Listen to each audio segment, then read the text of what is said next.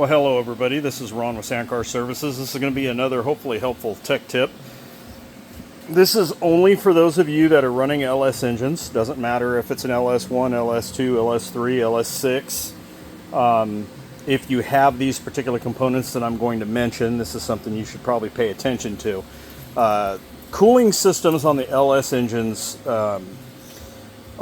can be difficult to purge the air out of, and you don't want to do like the old school techs used to do, which is warming it up until the thermostat opens, for a number of reasons. For some reason the LS gets an air pocket inside the block area up just underneath the cylinder heads that doesn't normally come out through the thermostat housing. Now these are considered newer engines, and so if you notice, the thermostat on an LS is actually on the cold side, not the hot side.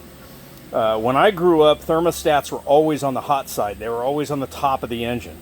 So now you actually have a dual thermostat, because you have a primary thermostat that opens to allow coolant flow on the cold side, which is the suction side of the pump.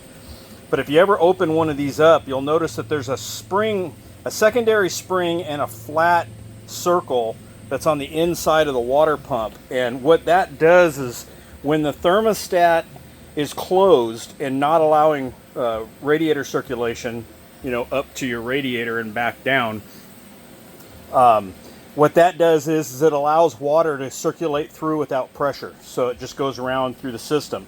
But as the thermostat opens, that metal valve that's in there, I wish I had one to show you, but there's a metal, like, flat plate, it's almost like a big washer, will seal the hole that's back there in the water pump, and it forces the coolant to go through the radiator and then back. Sorry for the out of focus. And so for those of you that, like me, that don't run a thermostat in your LS, there should be a freeze plug that's hammered into that hole back there. When you pull this thermostat housing off, there's a hole behind there, and we hammer a thermostat into that, and then we drill a pilot hole in it so that some flow can go through it. It's just a small hole. It's like an 1/8 inch, nothing major, mainly so that air and everything can get out of there. So with that being said, that's not 100% what this video is about. This is a tech tip on filling your cooling system.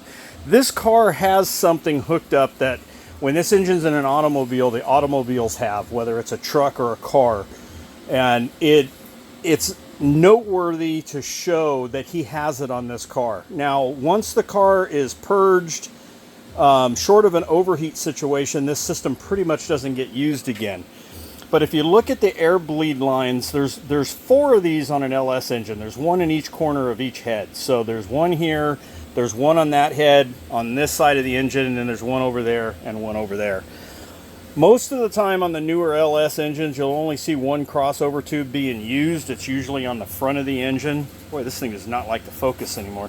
But there's a T. Usually this will go up to the throttle body and then back to the bottle, the coolant bottle, the degas bottle. And what its primary job is to do is to allow air to escape from the cylinder heads. Because if any of you have ever played with a straw in a drink and put your hand on it, your thumb on it, and then lifted it up, the water stays in the pipe. Well, the same thing happens when you let your thumb off and the drink falls out of the straw.